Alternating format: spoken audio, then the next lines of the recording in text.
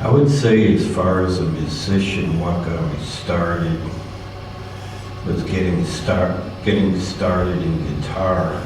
I was probably, I don't know, in 5th grade, 6th grade. I might have seen the music teacher at the school playing guitar. I remember something about that. And then I went home and I said to my stepfather, I want to play guitar. And he tried to talk me out of it. He was like, well, why don't you play the flute or something, some normal shit that a kid would play at school, like the flute or recorder. I think they had. But I wanted to play guitar. I mean, like as soon as I saw it, it was like before I ever played. It wasn't like a casual, like, yeah, I'd like to learn guitar. It was like, I want to do this. But anyway, they didn't support that, and I actually didn't even own a guitar until I was 16. I think this was probably when I was 7 or 8 or 9 or something, but I didn't actually own one until I was 16. But by then I was living in foster care or group homes. When I was 10, they had this thing, the Big Brother Association. The Big Brother was like, I think, a high school senior, and I had like 3 of them. I think the last one I had when I was 10, before I went into a boarding school, was the one that showed me guitar, actually let me play his black Gibson Les Paul. And this is in the 70s, like middle 70s. And he taught me Smoke on the Water, which, from what I've heard or asked people, that's generally still sometimes the first song people learn on guitar, which I found surprising, but I don't know what it is with it. But it's easy to learn, so he taught me that.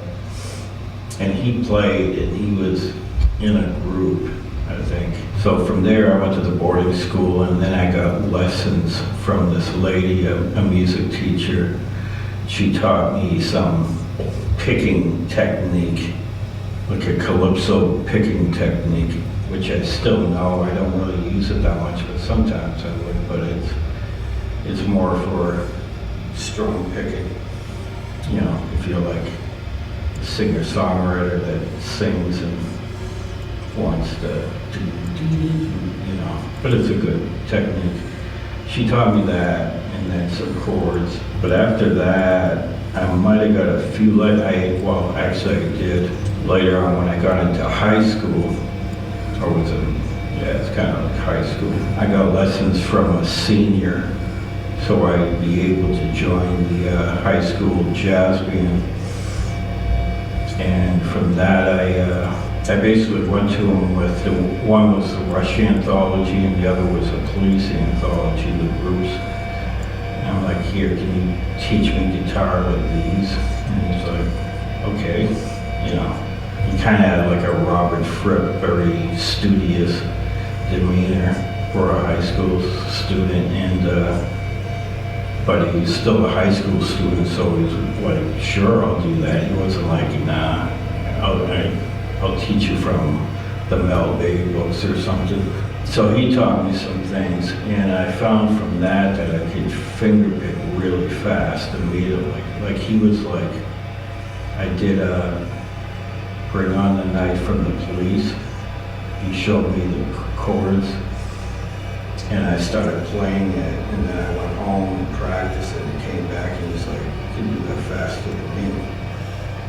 So I found out I had a knack for that. But as far as doing music, I basically started using whatever I could. I basically got whatever I could get.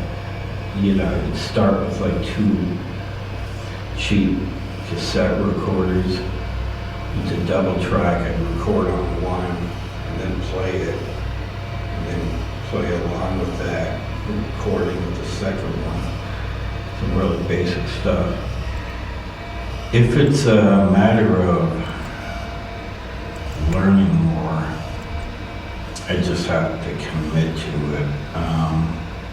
I just decide like I want to learn more music theory. So it's best for me if I do an activity that just requires me to do it. Like I started doing MuseScore, using MuseScore and writing in MuseScore, writing notation, because you can hear it, because it's got the sound fonts. But as far as to do music, I just also decide, I want to do this kind of song. And sometimes I'll have a specific sound I want to get, like it could be a genre, or it could be a type of playing, or a certain kind of song, or I might have a concept for the song, and then I'll just do it, and it'll, usually the most core thing that drives me is making sound vibration. That's something certain vibrations, and then it comes out as music. Like, I remember when I was 17, and I was in this band, and it was like a sort of fake punk band, but we were playing in the drummer's house who lived with his mother, and I played bass because they needed a bass player, and I remember all this sound. We were just jamming, and all this sound was just enveloping me, and it was amazing. And I was like, I just love that.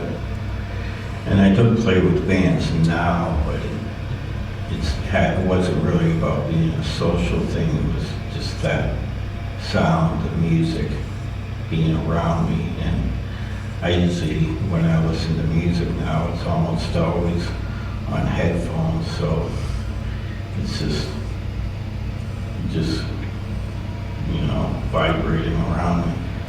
And so I just decide what kind of song I want to do, and I do it. All my songs have some type of specific meaning or concept. Not a collective concept as far as an overall purpose, but each one individually. I don't really do songs that are just each song to play something like,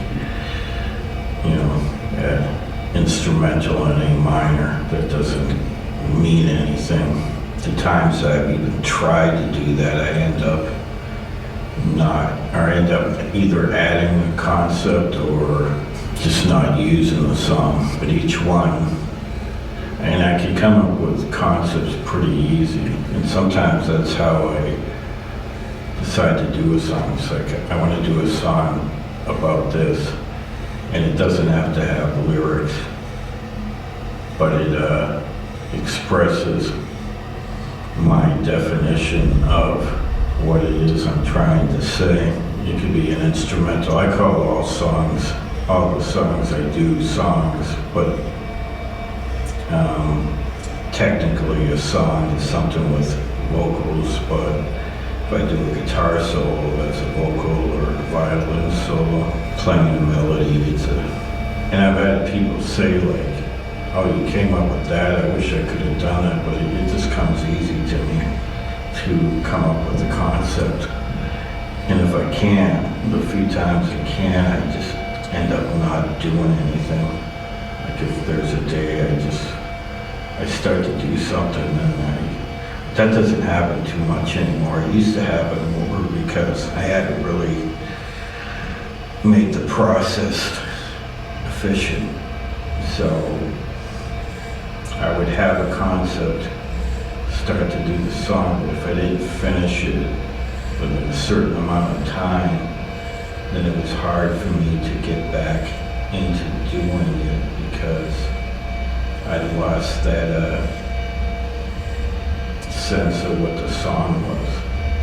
But now I can work, the way I do things, it's so more like the recording is better and everything, so the concept is so specific that I can start to do it to a level, and then if I can't finish it, I can come back even like months later and just resume it. Whereas before I couldn't do that. Each song has a story, even if it's like I just recently did one that's just like a shred jam. I was watching two guitarists, Giovanni Guthrie and Kiko, I'm saying their names wrong, but they were guitarists and they were jamming. I'm like, I want to do that. And I want to get other people that I feel might be able to play to the point where I feel like, well, I got to do well to play with them. So I try to find people. And I did that, but also the song ended up going from being 7 minutes long, which is long for some people anyway, to like 15 minutes. So then the song became more abstract in points, rather than just being a conventional shred jam. And then it took on more of a concept than it originally intended to be. The influences I have are the guitarists mainly. The first and foremost one was Jimi Hendrix. I'd seen a video of him playing live at Berkeley at probably 1969. He was playing Johnny B. Good, cover of Johnny B. Good, and it wasn't anything like the showmanship or the song itself. Even it was when he went into the solo, he hit a sustain note and like, and it just kept going, and I was like, that's where I see Jimi Hendrix as. I don't see him as well. He's no longer that. I didn't see him as a blues rock guitarist. I didn't see him in relation to a lot of his memorable songs, even though he wrote a lot of memorable songs. I didn't see him as a rock guitarist. I didn't see him as burning the guitar or playing with his teeth. None of that was the influence. The influence was, I felt he was a sound experimenter. That's when he would, it's the part, because I do music for the sound. So like, engulf me. And that's what he would do. He'd be jamming with the band on stage and then get into this like improvised thing that wasn't concerned about entertaining the audience or playing to the song. It would be experimenting. It'd be experimenting off of the song. And then these strange sounds would come out. And that's what influenced me with him.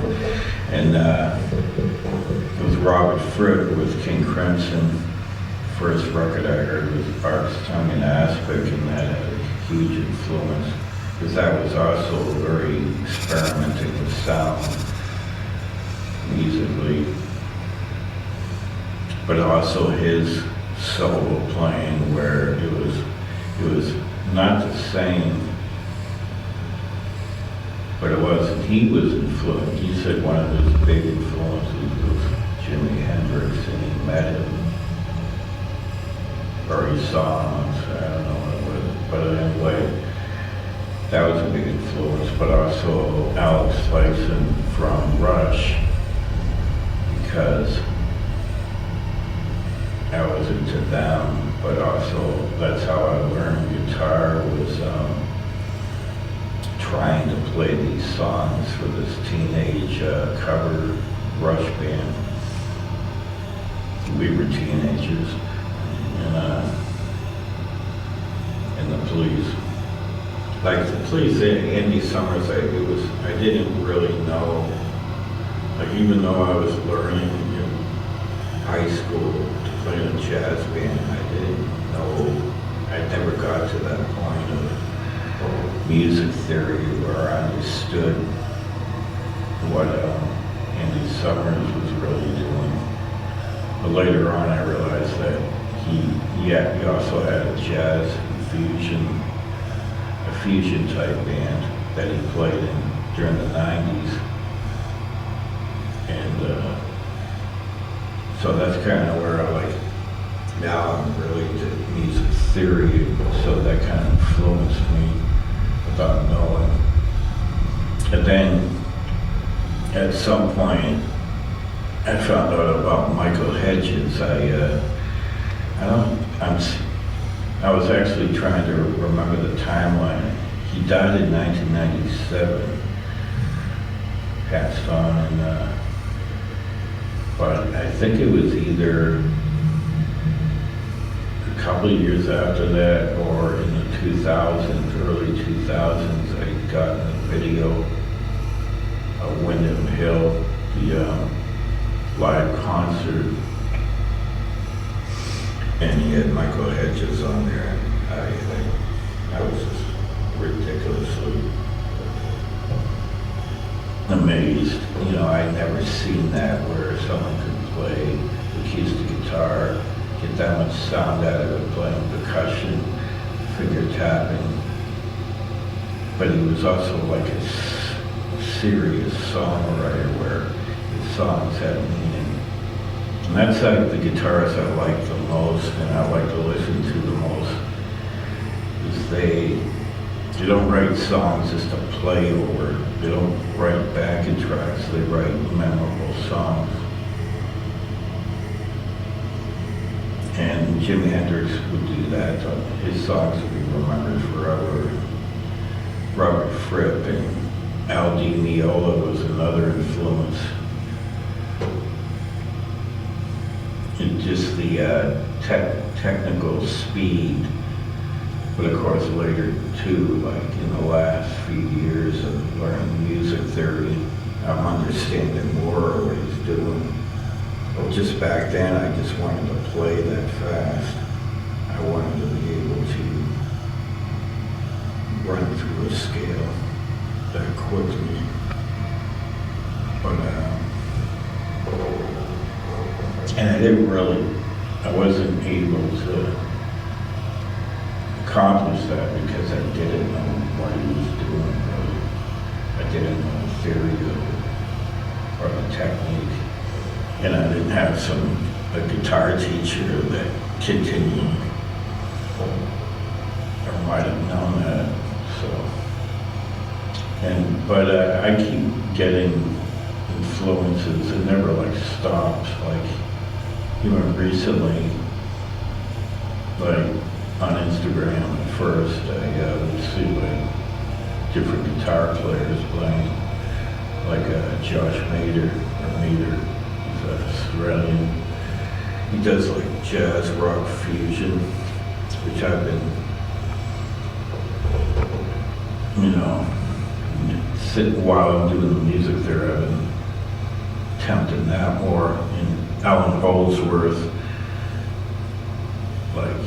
that kind of, Alan Holdsworth was basically that, a fusion musician, guitarist. So I could go on, and it doesn't end, I haven't stopped being influenced by guitarists, and there could be new guitarists coming out, new musicians, new bands. Chon, the players in Chon, math rock players, the math rock style I've been learning, classical guitar style. I've been learning all these, and I get influenced by players, or I watch them on streams or videos and pick up what they're doing. For the future, I just go over what I want to learn for music theory or a style of playing so I can do it. That's about the extent of it. I don't concern myself with the future of music. Like people will do those where the videos or whatever going over their concerns about the future of music and all that, or like where it's going, you know, the influence of artificial intelligence or the industry. I don't care about any of that. None of that bothers me.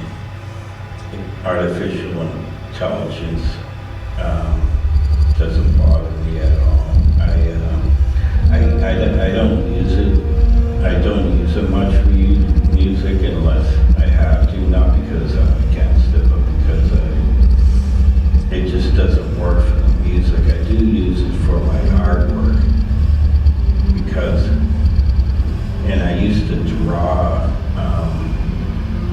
by hand quite a bit in the 90s, from the time I was a teenager actually, and then I got a computer and I found like Paint Pro or Paint whatever, and digital programs, and I started using those and found I could do what I wanted to better with those.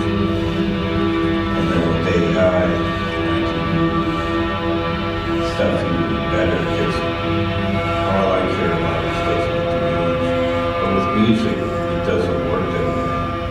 I tried it to do like, just to see what would happen. I would try to do,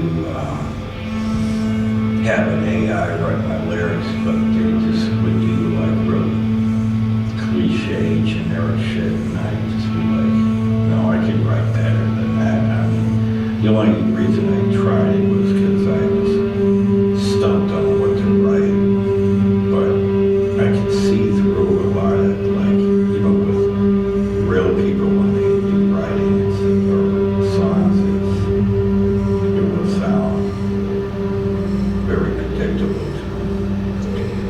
But and so I don't really worry about the music industry, where it's going, because that really is not, that's other people in the world. It's like anything else. That's other people doing what they're going to do. I just need to do what I feel to do with music, you know. And that's, it's, for me, music, like the song, there's a popular saying of, a musician is there to serve the song, but I disagree with it. I feel that the music and the song is there to serve the musician. And because it's, the song itself, it's like it's like when if I release it and put it out there, then other people get what they want out of it if they like it. But when I write songs, I cannot think of what other people want to hear. If I even try, it'll just fuck up the process. I just won't be able to do it. It just makes it sound artificial. So I do what I will, you know, this is what I want to do for this song. And then I do it, and I like it. How well I feel is, was I able to do it, and if I wasn't able to achieve it, then I learned how to do what I need to do to make it sound better and become more what I want. You know, even if it's like in my head, it's not like, it specifically this. I'll have an idea, and then I'll improvise it. And if I'm, like, when I listen to it, it's like, yeah, this is the kind of stuff I want to hear. Because I like my own music, not as much as other people's music. Initially, I liked other people's music more because I couldn't do what I wanted to do fully yet. But now that I feel I can do that more often, I like my music. And I use that for my little videos, like I do little films and stuff. And I put my music instead, whereas before I would put other people's because it's like, oh, this would fit with this. But I wanted it to be the point where I could write the music that I would be like, I want to use this over this other person's music. And I was able to do that to my surprise, actually. How I make music is evolved the more I learn on how to do it. Throughout my history, it's been based primarily on what I could get to record, what I could get to play with, what instruments I could get. I never really had expensive guitars, like $1,500 guitars, or top of the line recording equipment. It was just whatever I could get. And initially, it was like 2 cassette recorders when I was a teenager. But now it's, what I use now is, it's all on the computer. Like, I would say 5 years ago, I was still recording guitar tracks through a live amp. It's like a mic put up to the amp. But when I started learning how to do the plugins and the USB interface, I started recording through that. And the goal was to figure out how to make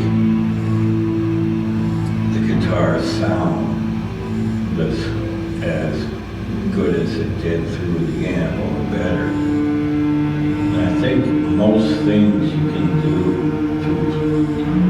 through an interface and like a DAW plugins that will make it sound, basically I can make it sound like any type of amp, any type of guitar, or guitar like a distorted guitar, the clean and distorted type sounds with the plugins. And I love that. And the only thing lately I've been trying to, as far as that, or not the only thing, but one of the things is guitar feedback, because of course one of my first profound influences was Jimi Hendrix. Feedback is so expressive to me, sustained feedback.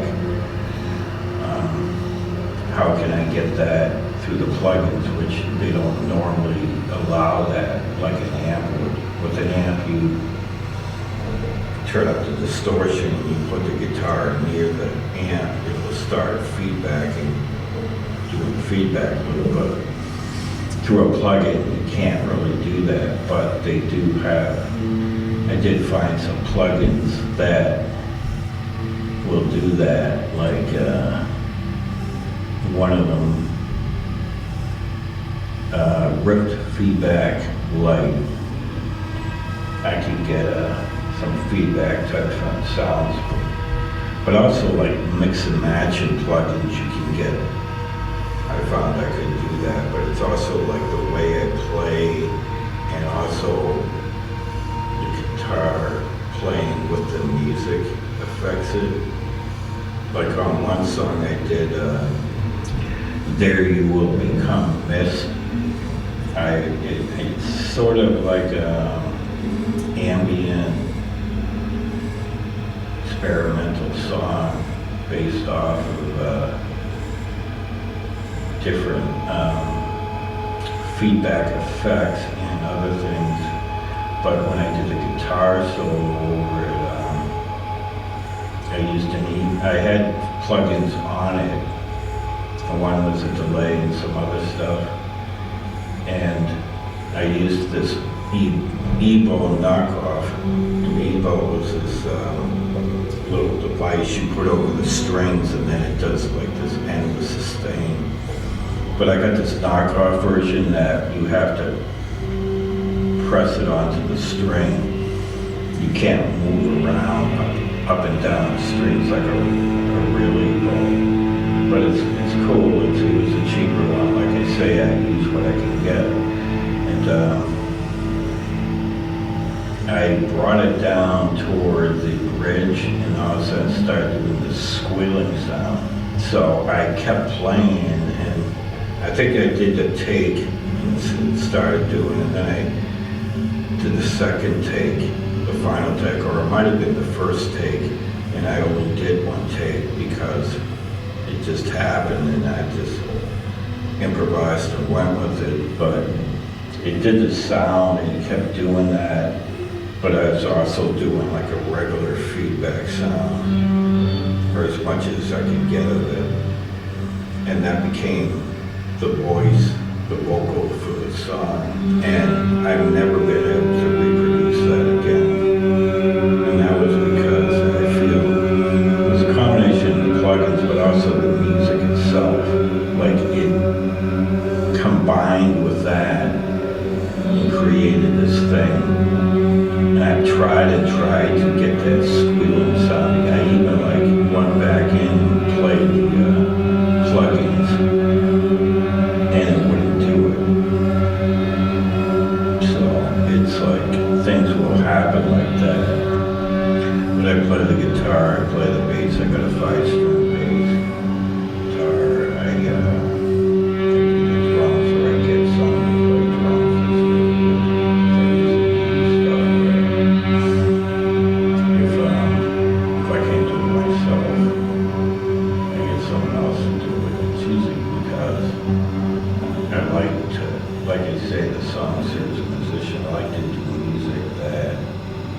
Challenging to play, so I'm not just gonna get someone that can play some simple stuff or do some simple stuff, unless that's just how the song is. It doesn't, if the song is coming out that way, I don't fight it. But usually the stuff I'm interested in playing is challenging. Unless it's like the ambient noise stuff where I am just using Reactor 6. That's what I do a lot for a lot of the synth type ambient noise, experimental music is Reactor 6. But also the MuseScore, which is now MuseScore 4. Something I've been using to produce music. And when I initially got into it, it was for the music theory reason, so I could write notes, learn how to read and write notes. And because it has sound fonts, I can hear it. So, which it'd be harder to just write the note, and then I'd have to play it to be able to hear it. But here I can just get any instrument, drums, bass, anything, just any instrument. So MuseScore has become my invisible band. I pretty much no longer ask sometimes other people do play on my songs, but often I use the MuseScore invisible band, and I play with it with guitar, bass, whatever I'm doing. And when I started doing that, I didn't expect to be able to write the complex stuff I wanted to have being played in the song. The complex And it's not complex just to be complex. I like interesting music. It's like the goal is to not do something that's predictable and becomes repetitive. Because I did that, there were periods where I just felt I'm just doing the same stuff over and over again because that's all I can play on guitar or whatever I was doing. And I would play keyboards a little bit, but very, very basic stuff. So when I started using MuseScore, I was like, I don't know if I can, how can I write a complex piano part? Like, is it even possible? Because I can't play it. But then I found I could. And it's weird, it's just really weird, but I can do it. And not only can I do it, but I can improvise when I'm writing the same way as when I'm playing. I could just be like, okay, hear this note here, play this note, no, that's not the right note, go to this note, switch it over here, yeah, that's a good note, and then the next one, I keep going, and then all of a sudden, at the end, I have this complex piano part, or bass part, or drum part, or some horns, or wind instruments, you know, it doesn't matter what it is. Like, at the end, I'm like, how did I do that? Like, I know how I did it, but then I'm like, I go into this like trance. And that's how I produce music mainly. I like go into a trance and I do this stuff. So it's kind of, in a way, it's kind of hard to describe how I did it. And I don't like remember I used exactly these notes, this scale. And when I'm writing it, I know like, well, I'm going to do this scale because that produces a certain kind of sound. Or this genre, or this plugin, or plugins, or sound fonts, or, you know, whatever it is. And then I go into it and I just do it. And I can improvise as easily on MuseScore as I can on guitar. And I didn't have to practice it, it just came very quickly. But I think it's not really the instrument. I mean, it is. I mean, the more I use it, the more I can affect it. Whereas before I just was based on the ability to improvise that I developed over the years. But that came naturally from the beginning, so whatever I developed since then has just improved it. So yeah, that was an interesting thing to find out that I could write in MuseScore. I could write like the song Left Behind Stare. 2/3 of it I wrote in MuseScore as a classical guitar piece, and then I learned it. I'd written the first section on guitar, and then like the next 2/3 I wrote in MuseScore, and then the next several months I learned it like last year, or not like, I guess now it's 2 years ago, for several months, and it just happened that what helped that is Magpie had a collab where you finish a song you've been working on. I'm like, okay, I'll focus all my attention on that. And I did it. I kept going through the MuseScore file and tweaking it to where I liked it, because there was a point where it was really convoluted and repeat itself, but with little variations, and it didn't really, it was unnecessary, so I refined it and edited it, and, you know, got it to where I wanted to, and then I learned it. And then to the point where I could just play it easily, like I'd just be sitting there watching YouTube or something and play it through the whole thing. on the acoustic. So, yeah, that's all those stuff they just all like merge together into how I do music. Writing songs on guitar, writing songs in Reactor 6, writing a new score combined with them. There's no like set way, it's just using all those tools to do it, because what I want to do is write more efficiently and to where I can get what I want in the song. So that's what I mean, the song serves the musician. I can get what I'm looking for, even if it's something very vague and abstract.